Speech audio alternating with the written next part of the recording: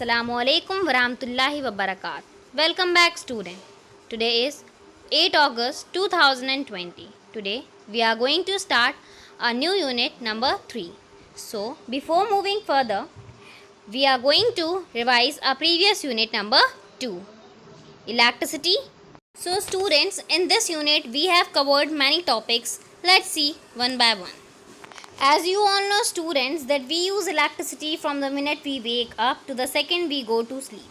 Not many people understand electricity, we use it at all the time. जैसा कि हम सब ने इस चैप्टर में पढ़ा कि हम इलेक्ट्रिसिटी को यूज़ करते हैं, इलेक्ट्रिसिटी कहाँ कहाँ यूज़ होती है, कौन कौन से डिवाइसेस में इलेक्ट्रिसिटी को ज़रूरत पड़ती है. There are the main topics of this chapter. Number 1 batteries, 2 simple circuit, 3 components, 4 buzzer and 5 switches. Student, first of all we will talk about the batteries. Battery क्या है? बैटरी एक ऐसा डिवाइस है जिसके अंदर हम पावर स्टोर करते हैं अपने फ्यूचर यूज़ के लिए. बैटरीज़ काफ़ी सारी डिवाइसेस में यूज़ होती हैं, जैसे कि हमारे toy car, torch, remote etcetera, जिसको हम कहीं भी कैरी कर सकते हैं आराम से. बैटरीज़ भी अलग अलग साइजेस की, अलग अलग वोल्ट्स की होती हैं. Next is simple circuit. So students, as we have studied what is simple circuit. Simple circuit एक ऐसा सर्किट है जो इलेक्ट्रिक सर्किट है जिसके अंदर इलेक्ट्रिसिटी फ्लो होती है with the help of batteries. Next is component. Components क्या हैं? कंपोनेंट्स वो होते हैं जो हमारे सर्किट में यूज़ होते हैं, like wire, battery, bulb, they all R component. ये सब कंपोनेंट हैं जो हमारे सर्किट में इंक्लूड होते हैं. Now the second last is buzzer. So as we you all know what is buzzer. buzzer का यूज़ क्या होता है, जैसे कि हमने इस चैप्टर में पढ़ा है. buzzer एक ऐसा डिवाइस है जो एक बीपिंग साउंड प्रोड्यूस करता है जिससे लोगों की हम अटेंशन गेन करते हैं, like buzzer in a ambulance, buzzer in a hospital etcetera. And the last topic is switch. As we all know what is switches. switches makes the gap in the circuit. This means that the electricity cannot flow to the device and it does not work. इसका मतलब ये है कि अगर switch ने circuit में gap बनाया है, इट मीन्स कि हमारा सर्किट वर्क नहीं करेगा, हमारा डिवाइस में इलेक्ट्रिसिटी नहीं जाएगी.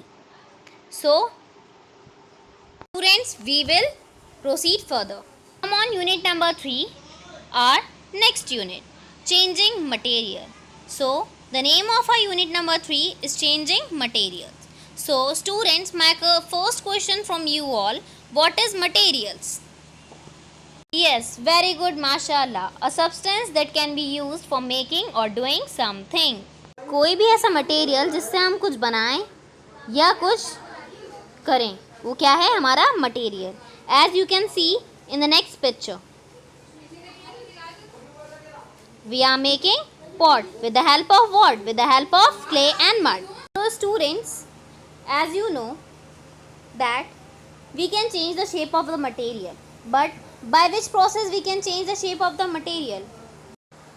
Or we can say how we can change the shape of the paper or the material.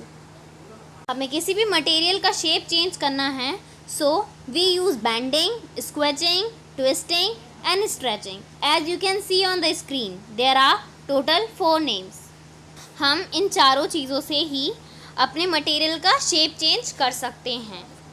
तो students, come on page number 41. सब पेज नंबर 41 पे आए. Fill in the answers box using the words in the word bank. One has been done for you. यहाँ पे आपको answer दे रखे हैं word bank में, आपको यहाँ पे 4 फिलअप्स दे रखे हैं, यहाँ पे आपको फिल करने हैं, आपको एक करके दिखा रखा है, बाकी के 3 आपको करने हैं. So the first fill up is when we sit on a question it is changed by. जब हम क्वेश्चन पे बैठते हैं, हमारे घर पे आपको सबको पता है क्वेश्चन होते हैं, जब हम क्वेश्चन पे बैठते हैं तो वो चेंज हो जाते हैं. वो किस प्रोसेस से चेंज होते हैं? स्क्वेचिंग, बेंडिंग, ट्विस्टिंग और स्ट्रेचिंग. तो यहाँ पे क्या लिखा है? Okay, the answer is squeezing. Squeezing process से ही हमारा क्वेश्चन जो है वो दब जाता है. Next, so the next is a horseshoe has to be made by. Horseshoe क्या है? हॉर्सशू किस चीज़ से बनी है? हॉर्सशू एक मैग्नेट है जो किस प्रोसेस से बनी है? हॉर्सशू बनी है बैंडिंग से. ठीक. Third is wrinkling clothes dry is an example of what? जो हमारे क्लोथ्स पे रिंकल पड़ जाते हैं वो किस चीज़ से पड़ जाते हैं? Obviously twisting. किस चीज़ से पड़ते हैं? Twisting. Fourth, we make an elastic band longer by, हम किसी भी बैंड को जब खींचते हैं तो वो उस प्रोसेस को क्या बोलते हैं खींचने को? Stretching. So our exercise is almost completed.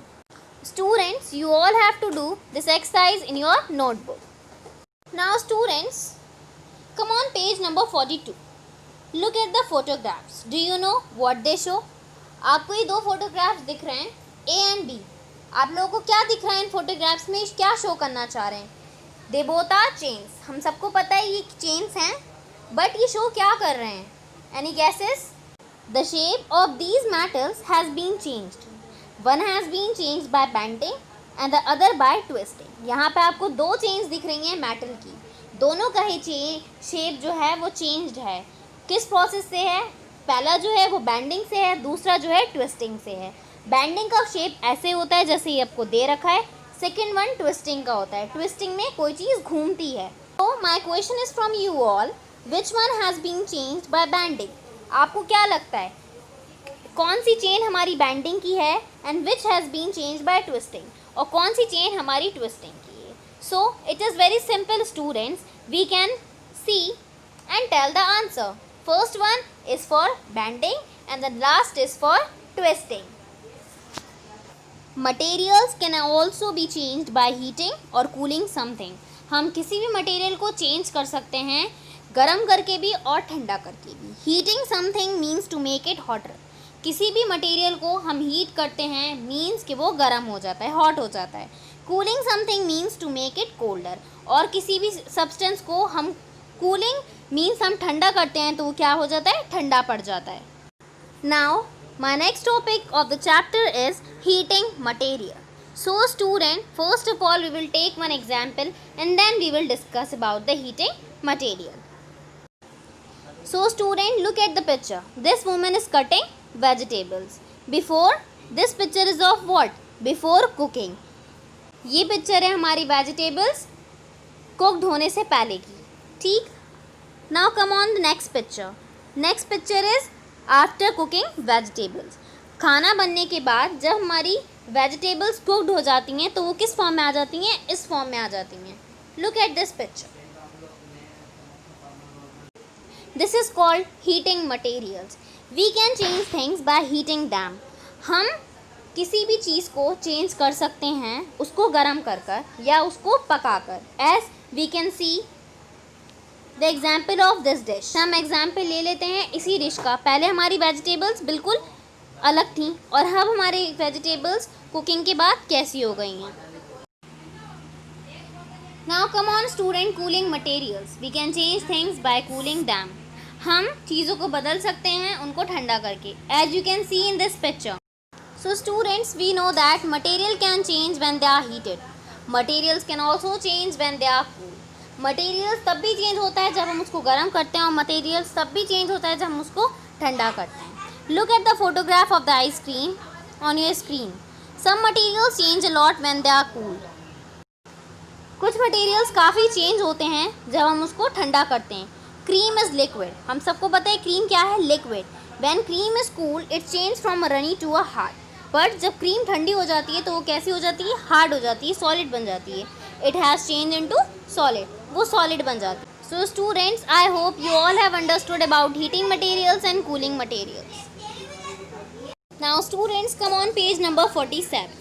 Fill in the missing words. Use the word in the word bank. One has been done for you. आपको यहाँ पे फिलअप्स दे रखे हैं, एक आपको करने के लिए दे रखा है, बाकी आपको खुद करने हैं. Let's see. So the first is materials can be changed by heating and what? अभी हमने क्या पढ़ा? मटेरियल कैसे चेंज हो सकता है? हीटिंग से भी और कूलिंग से भी. तो right cooling in a first blank. Next, baking a cake. हम केक को ही बेक करते हैं. Baking a cake is an example of heating material. Water can cool down and make. जब पानी ठंडा पड़ जाएगा तो क्या बन जाता है? Ice. This can be heated to make water. Again, if we carry on heating the water it will turn into. अगर हम वाटर्स को बराबर गर्म करते रहेंगे तो किस चीज़ में फॉर्म हो जाएगा? स्टीम्स में.